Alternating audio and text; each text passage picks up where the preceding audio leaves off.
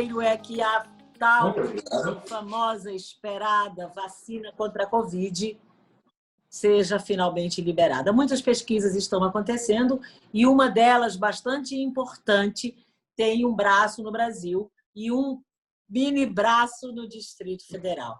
É a pesquisa capitaneada pela Johnson & Johnson e tem a sua parceira belga, o seu braço belga, Janssen, liderando. Aqui em Brasília, nós temos o Dr. Eduardo Freire, que é o diretor do laboratório L2IP, que está coordenando isso tudo. E ele está aqui com a gente, é um médico geriatra. Doutor Eduardo, todo mundo aqui está assim, vacina, vacina. Temos chances reais de estarmos próximos da liberação? Sim. Chances reais, sim. Só que não na velocidade com que as pessoas imaginam. Essa será a fase 3, que é a última fase em humanos, sendo que foi precedida pela fase 1, em que se viu segurança terapêutica, posterior à fase 2A, em que se viu eficácia, e agora a última fase, que precede a liberação de um medicamento pelas vigilâncias sanitárias no mundo, que é a fase 3, começou esta semana passada nos Estados Unidos, e a previsão é que comece aqui no Brasil no mais tardar em 2 semanas. Perfeitamente. A vacina da Janssen será o maior estudo de vacina já feita em humanos, de todos os estudos feitos com vacinas. Esse será um estudo com 60 mil pessoas, sendo que 30 mil dessas pessoas estarão nos Estados Unidos e 30 mil nos outros 8 países participantes: México, Colômbia, Brasil, Argentina, Chile, África do Sul e Bélgica. O Brasil vai constar com 7 mil participantes, 800 deles aqui em Brasília. Essa vacina, diferindo das demais que estão em andamento no momento, em fase 3, ela é com um vetor viral recombinante, que é uma tecnologia já previamente conhecida, já utilizada em outras vacinas. Em especial, foi utilizada no ano passado essa mesma tecnologia de vetor viral recombinante para o combate de ebola no continente africano. E foi com sucesso? Teve sucesso? Excelente sucesso. Nesse caso específico da Covid, a fase 1 ocorreu nos Estados Unidos, mostrou segurança, e a fase 2, em que foram mais de 1.000 pacientes vacinados, tivemos 98% de resultado de eficácia. Antes Isso da representa, gente... Sim, isso representa, perdão. Isso representa um índice de sucesso extraordinário. Possivelmente, agora que vai se fazer em grande escala, escala global, e a razão de se fazer em 5 continentes diferentes é exatamente pegar diversidade étnica, diversidade populacional, clima, alimentações diferentes, para permitir acompanhar se teremos uma resposta tão eficaz como ocorreu no Cone Norte nos meses agora que antecederam, em julho e agosto. Ok. Eu queria perguntar, antes da gente falar sobre os voluntários, eu queria lhe perguntar sobre as principais distinções, diferenças entre essa pesquisa e outras que também estão muito comentadas, adiantadas e até já com voluntários no mundo. O senhor, como cientista, como médico, que diferenças fundamentais, importantes o senhor vê? Bom, deixa eu tentar clarificar uma situação. Existem, basicamente, 3 grandes conceitos de vacina em andamento. Um deles é vacina com vírus atenuado, que é uma tecnologia conhecida há mais de 4 décadas desde o Salk, na vacina da poliomielite, em que se pega um vírus e se atenua, se diminui a potência desse vírus. Se ministra esse vírus e o organismo produz anticorpos. Essa questão da vacina com vírus atenuado, ela é muito útil quando você está combatendo uma virose que tenha poucas cepas ou que não tenha sofrido mutação, visto que você está vacinando contra uma cepa exclusiva. Quando você começa a precisar vacinar constantemente com cepas diferentes, como acontece com a influenza, a cada ano você tem que fazer uma vacina nova que cubra a cepa que prevaleceu no ano anterior.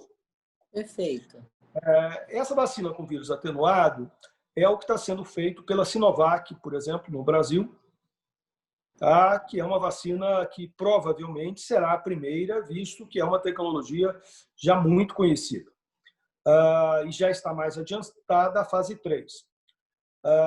Com relação às outras propostas de vacina, existem algumas vacinas com alteração no ácido ribonucleico, que é o RNA do vírus, que é uma proposta bastante inovadora, muito promissora, porém ainda não utilizada em outras patologias. Então, portanto, existe uma expectativa muito grande com relação a vacinas com alteração do RNA, mas, entretanto, não temos estudos que deem embasamento nesse mesmo perfil de tecnologia em outras doenças. Existem algumas que estão em curso, algumas delas já em fase 3, o Brasil participando, inclusive, de 2 delas, e existe a vacina com vírus, com vetor viral recombinante, que é uma das múltiplas que estão sendo testadas no mundo. A única que está agora em fase 3 é essa da Janssen Cilag, que é esse braço farmacêutico da Johnson & Johnson. E o que tem de diferente? Nós temos 35 artigos publicados em revistas indexadas nos últimos 5 anos, e a conclusão da fase 1 e fase 2 em Covid feitas este ano, com publicações tanto na Nature quanto no New England Medical Journal, que mostram não só a segurança, como um nível de eficácia, como eu lhe disse, de 98%. Ok. Doutor Eduardo, a gente sabe que hoje, dia 29, eu acho que hoje é um dia muito importante, que é, assim, praticamente a validação para que o público tenha acesso ao voluntariado, né? O que é preciso para ser voluntário? São 800, o senhor disse. E eu sei que quando a pessoa se cadastra, suas informações serão analisadas por nossa equipe. Caso o seu perfil seja aprovado para participar dos testes, entraremos em contato. Qual é esse perfil que pode ser aprovado? Bom, na verdade, esse estudo é um estudo em que vai se dividir em vários segmentos populacionais. Vão ter pacientes jovens e saudáveis que atuem em áreas de grande risco de contaminação. Por exemplo, profissionais de saúde, de segurança, do comércio, que têm um contato com um número muito grande de transporte público, transportes públicos, entregadores de alimento. Esses indivíduos que têm grande probabilidade de contaminação por serem pessoas com contato contínuo com múltiplas pessoas, bancários, por exemplo, essas pessoas serão avaliadas num primeiro momento. Também serão avaliados indivíduos com doenças crônicas, tanto jovens quanto idosos. Também serão avaliados idosos com ausência de doenças crônicas ou doenças crônicas compensadas. Isso quer dizer, aquele indivíduo que tem diabetes, hipertensão, mas que está bem controladinho. Controlado. Eduardo, mas então serão avaliadas todo e qualquer adulto acima de 18 anos? Sim, só que em momentos diferentes. Como esse é um estudo integralmente digital, todos os pacientes vão, ao serem incluídos no estudo, vão baixar um aplicativo e vão alimentar diariamente com medida de temperatura e oximetria, gasometria. Esses pacientes eles serão comunicados o momento em que terão suas consultas agendadas para uma avaliação do médico assistente no estudo, do médico investigador. Nossa equipe seremos 7 médicos aqui em Brasília. Esses médicos vão analisar os resultados do exame nos últimos 3 meses. Os resultados dos exames dos pacientes forem resultados estáveis, esses poderão ser incluídos. E nós teremos 30% dos indivíduos do total obrigatoriamente serão pessoas acima de 60 anos. Então, muitos indivíduos, às vezes, que se inscreveram, infelizmente, podem não vir a ser chamados para esta vacina por conta do número de só 800 vacinas no Distrito Federal. As pessoas perguntam, eu vou falar rapidinho para o senhor também ser bem objetivo. Primeiro, não, eu quero fazer muita pergunta. Tem no mesmo sistema de vacina e placebo? Depois, sim. Ok. As pessoas, 50%. A partir de 50%. As pessoas Agora podem... é importante frisar que todos os indivíduos, posterior ao encerramento do estudo, em se confirmando a eficácia da vacina, aqueles que receberam placebo, quando quebrar-se o cegamento, porque é importante deixar claro que nós, investigadores, não saberemos quem está em placebo ou em vacina, e senão nós teríamos perdido qualquer visão de credibilidade no estudo. A idoneidade. A idoneidade do estudo estaria comprometida.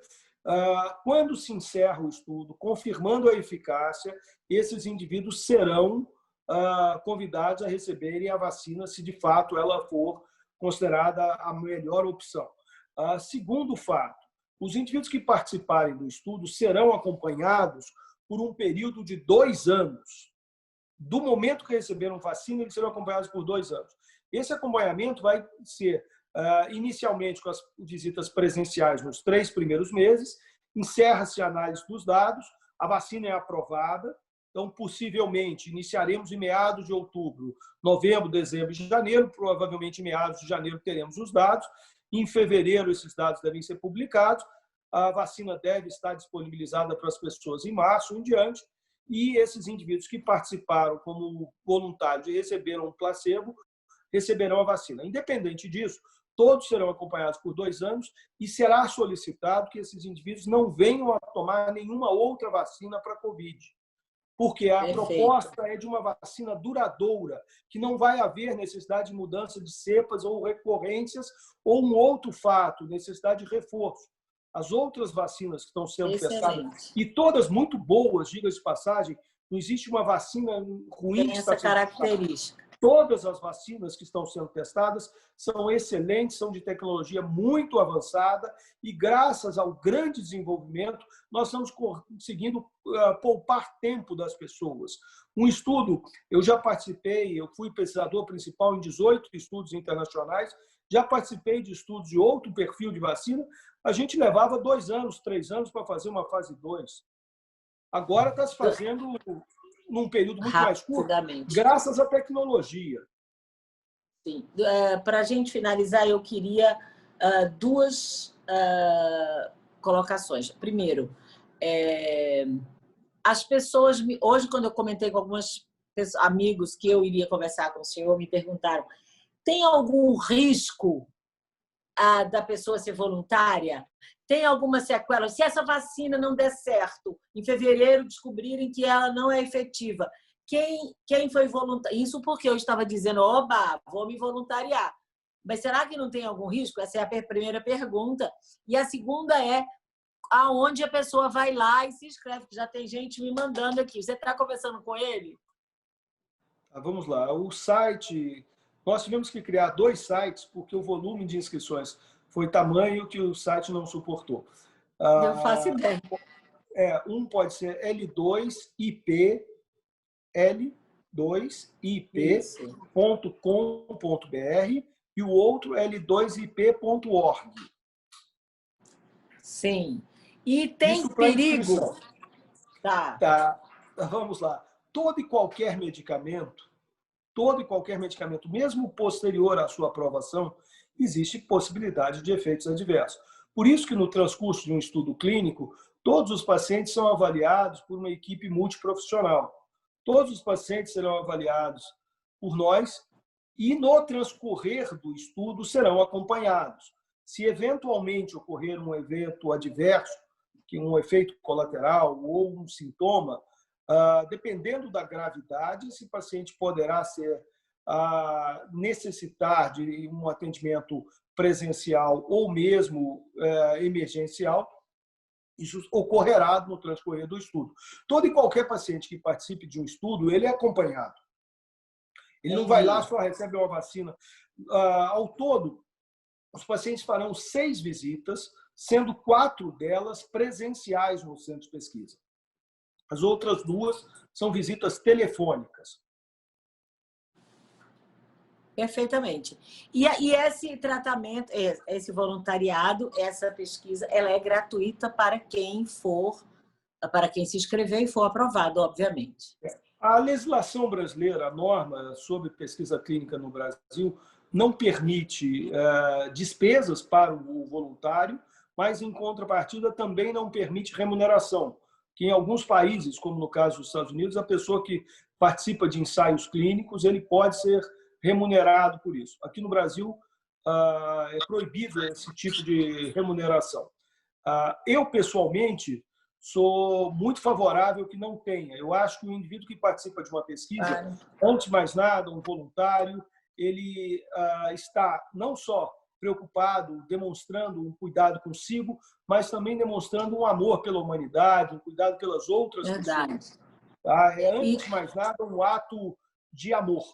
Participar como voluntário. E para finalizar, como é que o senhor se sente coordenando aqui algo tão importante, não para nós somente, mas para o futuro da humanidade? Foi o que eu estava hoje fazendo.